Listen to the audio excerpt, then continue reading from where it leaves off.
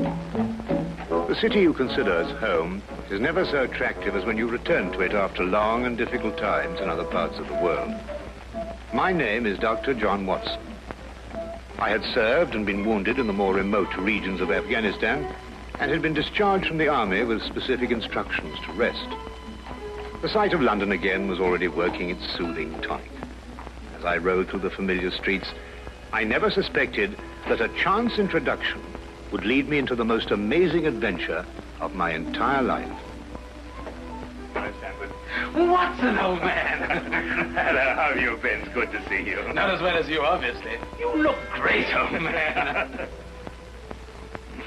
Heard you were wounded. Well, it could have been much worse. Sit down. Care for a drink? No one. Good. Well, what are your plans now? Got nothing really at the moment. I'm looking for lodgings. Trying to solve the old problem of comfortable quarters at a reasonable price. That's odd. You're the second man today that's used that expression. Really? Who's the other? Well, you wouldn't know him. He's doing some work in the chemical laboratory at the hospital. Might be interesting. Yes, well, I wouldn't mind sharing a flat with somebody if he was all right. Well, Anything wrong? Oh, no. He's rather strange. Well, what's wrong with him? Oh, nothing wrong with Holmes. That's his name, Sherlock Holmes. Well, when I saw him this morning, he was doing some research with a corpse. Oh, what was he doing? He was beating it with a stick. I beg your pardon? Did you ring, sir? 2 shillings, please. Very good, sir. What did you say this Sherlock Holmes fellow was doing? He was beating a corpse with a stick. Oh? What in heaven's name do you want to do that for? He wanted to find out if it was possible to inflict a bruise on a body after death. Why? You know? Did you ask him? That's another strange thing about this Holmes. Somehow, one never thinks to question him. No.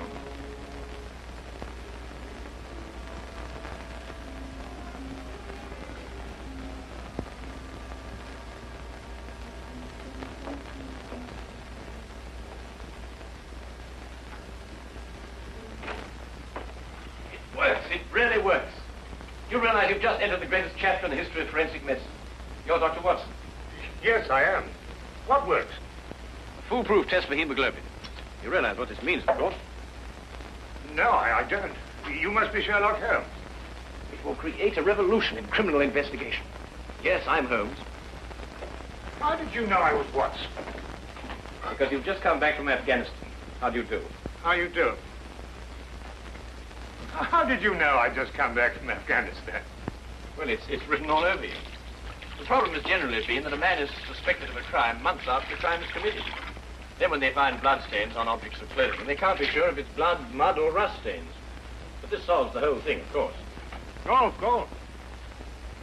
Of course. Stanford told me you're looking for someone to share a flat you'd found. You know, if this test had been in existence a year ago, it would have meant that von Bishop of Frankfurt would most certainly have been hung. And that goes for Mason of Bradford, Muller, and O'Fay, naturally. Naturally. Who are these people? Did you know, I'm delighted to meet you, Watson. I think you'll like the flat. It's in Baker Street, by the way. Oh, we could pop around this afternoon and have a look at it if you care. Yes. Oh, yes, rather. I'd like that. Good. Did you mind if I play the violin? No, go right ahead. No, I don't mean now. I mean when we're sharing the flat. Oh, no, of course not. I like a bit of good music. Oh, good. I'm not very good. Oh. Tell me, Holmes. Yes. How did you know I just got back from Afghanistan? Well, it's obvious. Now, that's what you said before. It isn't a bit obvious. You're a doctor, that much we know. But with the air of a military man, therefore an army doctor. You've acquired a sunburn. I know it's not your natural color because your wrists are white. Your eyes tell me that you've recently been ill.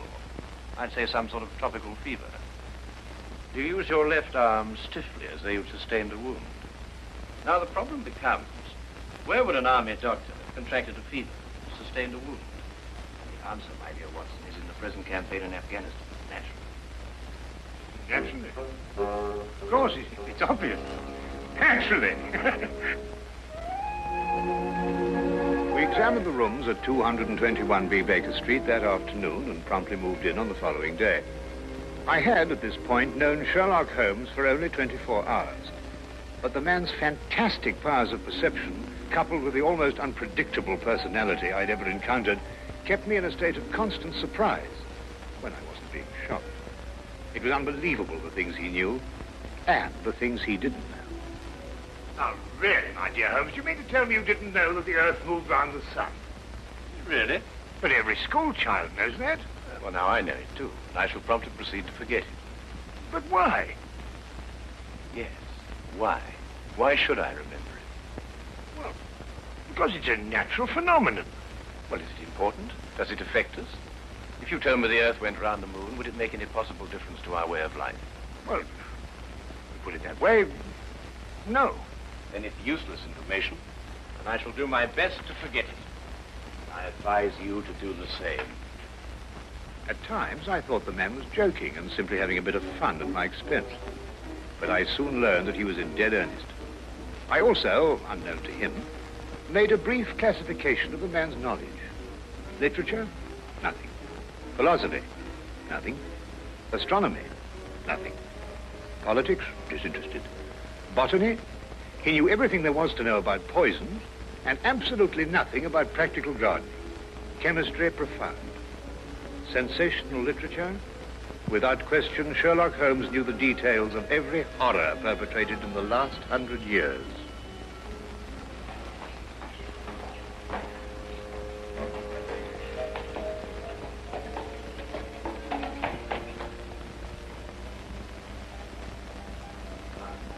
I believe we have a visitor. Really? Who's coming here? I believe so. I would also say he's a retired sergeant of Marines. Oh, you know the man? Never clapped eyes on him before in my life. Well, in that case, that's one of the wildest statements I ever heard. How can you possibly guess he's a retired sergeant of Marines? You've never seen him. A guess, my dear Watson. A calculated deduction. Yes, he is coming up here. Do you mind if I ask you, Mr. Bersham? Oh, by all means. Now, where did I put my violin case? Hmm? Oh, it's over here. There you are. Ah, my old friend. Come in. Excuse me, gentlemen. I have a message here from Mr. Sherlock Holmes. Thank you.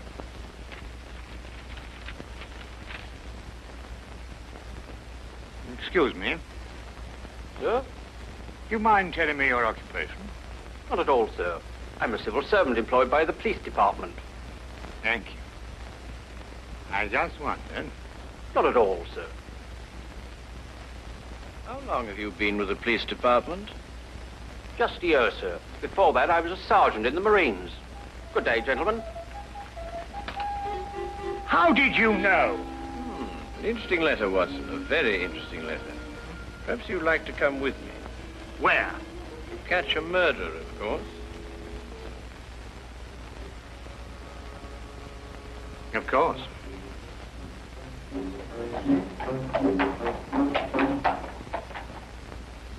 How did you know that that man was an ex-sergeant of Marines? Who? A messenger from the police. Oh, yes, the retired sergeant of Marines. That's what I said. Well, there's nothing mysterious about such observations, my dear Watson, but unfortunately, when explained, they lose their romantic order of mystery. My decision was based on observation and logical deduction. The man had a large anchor tattooed on the back of his hand. This was visible from our window. I admit I didn't notice it at the time, but since you mention it, I think there was an anchor. Oh, there was indeed. He also wore regulation sideburns, had a slight nautical roll. Thus, I judged him a Marine. Oh, guess, I grant you, but only a refinement of guesses one makes every day. Don't be so disgruntled, Watson. Test your own powers of observation. We are entering the perfect situation. No? What are we entering? A house that holds a murdered man.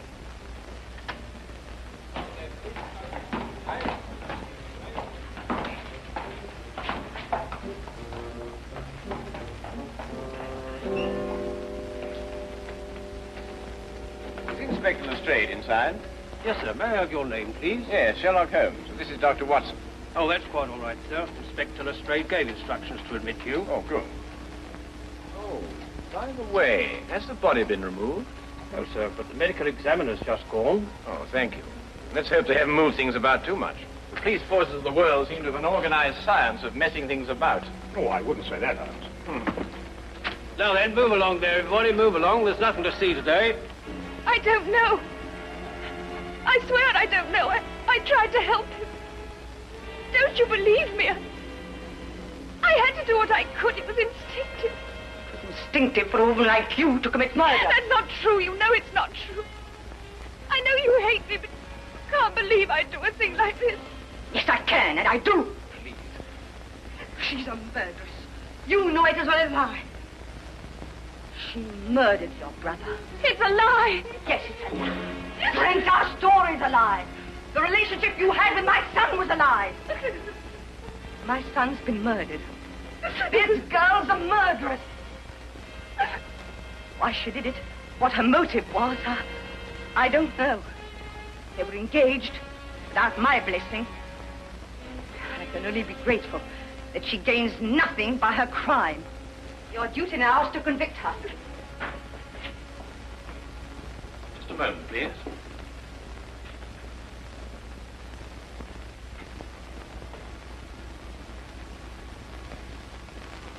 Notice the angle of incision, Watson.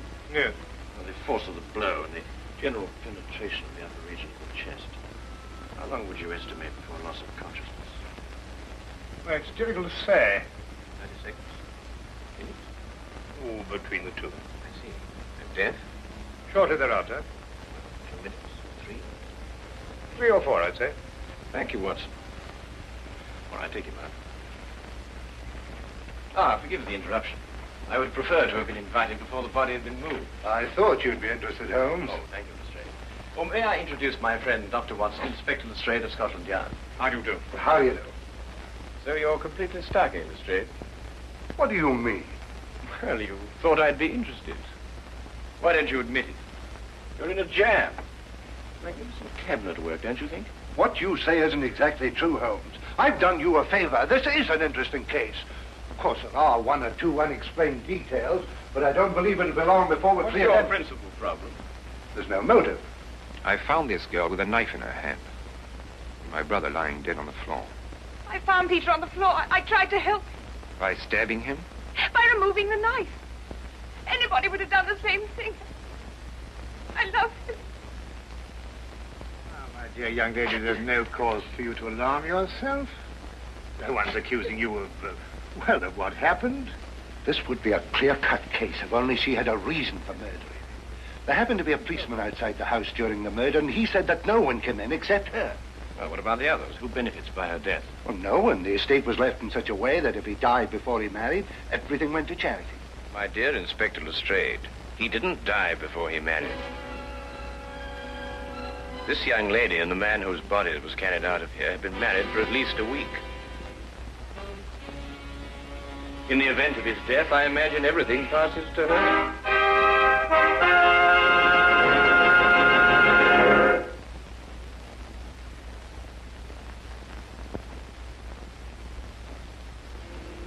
And now we return to the case of the Cunningham Heritage.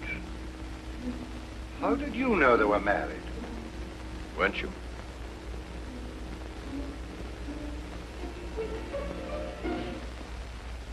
Yes, a week ago. Then you do benefit by my brother's death. You're his heir. I don't know if I am or not. I only know I didn't kill him. I swear I didn't. Where were you married? We went down to Brighton last weekend. Well, why didn't Peter say anything about it? I don't know. He asked me not to say anything, so of course I didn't. I'm afraid, young lady, I'll have to ask you to accompany me to headquarters. Sam.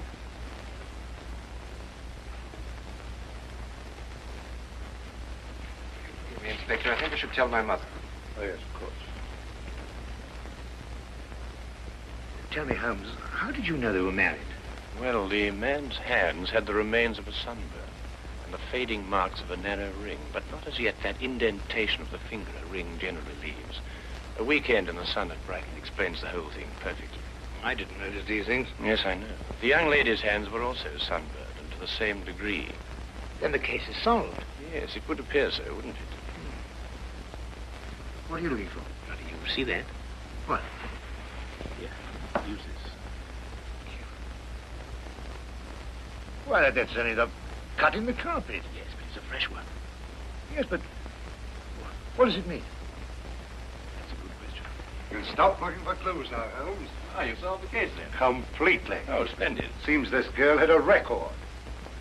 9 months in the woman's prison in Holloway, from the 21st of February, 1892, to the 21st of November, 1892. She was employed as a governess and convicted for stealing £300 from her employer. It's quite true. I knew you'd find out sometime. I made a mistake 5 years ago, but I paid for it. But Peter knew all about it before we were married. I never tried to hide it from him. You didn't know what else you had in mind. I had nothing else in mind except that I loved him. I'm afraid I must ask you to go with the office on this. Rather, madam.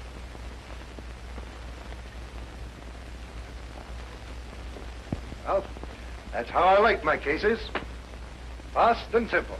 Oh, indeed. You must tell me some more about it. Well, there's nothing to tell, really. Her story was that Peter asked her to call here at 10 sharp. She arrived, found the door open for her, came in here and found him writhing on the floor with a knife on his chest. She screamed, pulled it out. Just then, Brother Ralph walked in. Peter died without saying another word. So she stabbed him for the inheritance and was caught in the act. Simple. Well, falling off a log. Couldn't be simpler, could it, Watson? Oh, I still think it's a tragedy. Yes, but in my job, Dr. Watson, we run up against it all the time. Cigar? No, thank you. Well, I suppose you've had some amazing adventures. Yes, but one learns to have a real philosophy of life and get a good perspective. Yes, I suppose. But just the same, I think it's a pity. Just another case of a clever girl being too clever. The clever girl who intended to murder her husband, he certainly chose the most stupid possible way to commit the crime. Why, what was that? Well, what's this? Checkbook. Oh, amazing deduction, Lestrade. Look. So Peter Cunningham drew a check for £1,000. 6 weeks ago, and 5 weeks ago, and 4, and 3, and 2, and that's all. Well? They're drawn to cash. Well, I don't get your point. He was a very rich man. Well, it's a great deal of cash. It was his own money. I suppose he could do what he liked with it. You may have hit the proverbial nail, Lestrade. Now, look here, Holmes. You're trying to start something that just doesn't exist. So, do you think so? I have a great deal of respect for your opinion, Holmes. But your trouble is that you can't leave things alone. If there isn't a mystery, you have to make one, or you're not happy. You're right, I'm not happy. There are marks on the carpet indicating a struggle. The man whose body was carried out of here was over 6 feet in height. If he had struggled with the girl who had left here, I don't think he'd have lost. She surprised him. Oh, but he was expecting her. That's her story. I'd say she sneaked up on him. What, had stabbed him in the chest? How do you sneak up on someone and stab him in the chest, Lestrade? Now, look here, Holmes. You're trying to start something, and I just won't stand for it. That girl's a jailbird, and she's guilty, and she's going to hang. And that's the end of the case. I see Inspector Lestrade is up to his usual mental gymnastics, trying to hammer square pegs into round holes. Well, Lord, it's been a great pleasure meeting you, Inspector. I warn you to keep away from that man, Holmes, or you'll be insane in less than a week.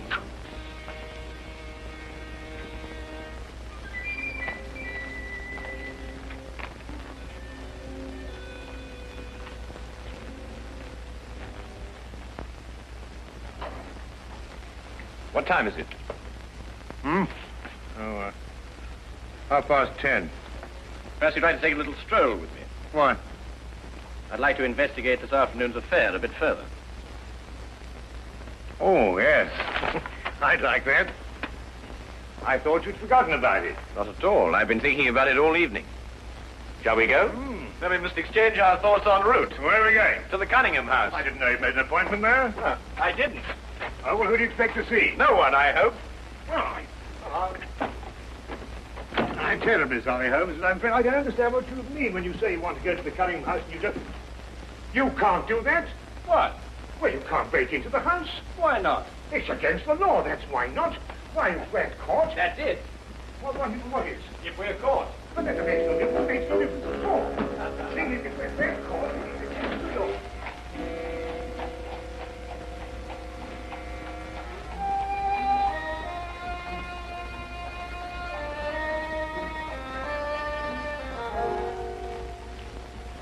quickly now. But look, Holmes, we can't... Come on.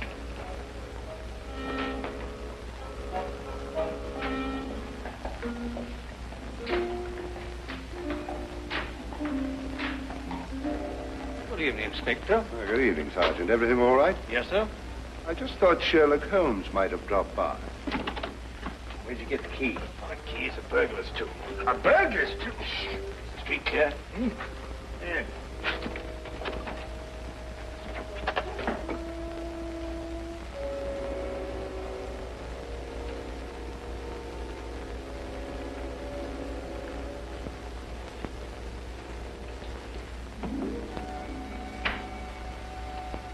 How do you know he's out? Because I had a spy watching the house. Go through that cabinet. What am I looking for? Oh, papers, bank statements, anything to indicate passage of money from Peter Cunningham's account. Go on.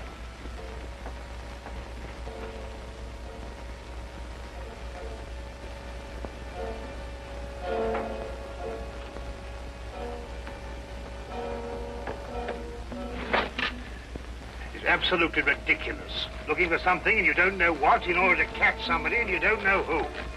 Quite ridiculous. Nothing over my side. Keep looking. Who do you think's got it? Whatever it is we're looking for.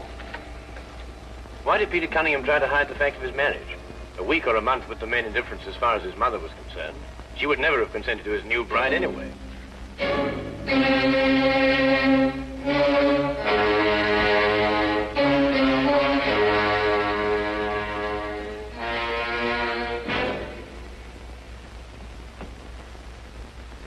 He married her to prove to me that my blackmail wouldn't stop him. And then he withheld the fact in order to give me 1 week to clear out of the country before he exposed me. The money he paid you went to buying up your promissory notes. I was being pressed, Mr. Holmes. My brother's engagement to a jailbird gave me a perfect opportunity to extract a little money from him. In fact, if he hadn't been such a bullhead, it would have gone on for quite some time. A jailbird, as you put it, makes the perfect murder suspect. Perfect, Mr. Holmes. And you and Dr. Watson make perfect burglary suspects. When I report your death to the police, they can't possibly blame me for defending the sanctity of my home.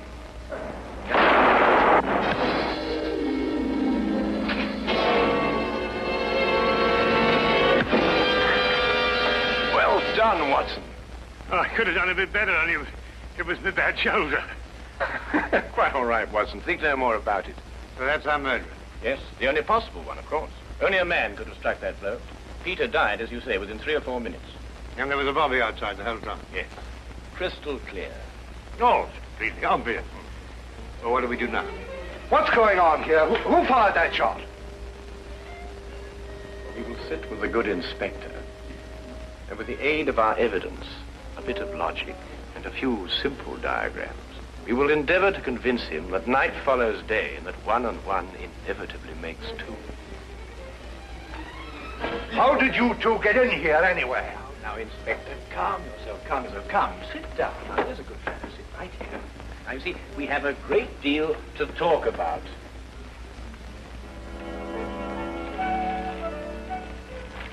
Also present with Inspector Lestrade was Dr. John Watson and a personal friend of the inspector's, Mr. Sherlock Holmes.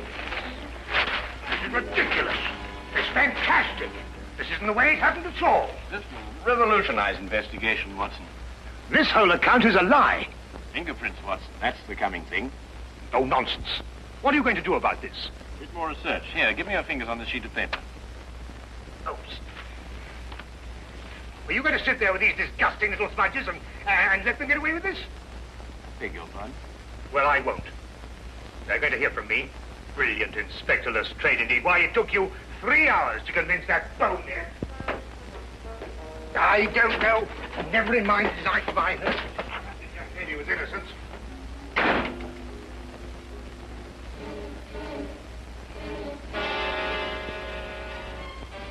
Oh.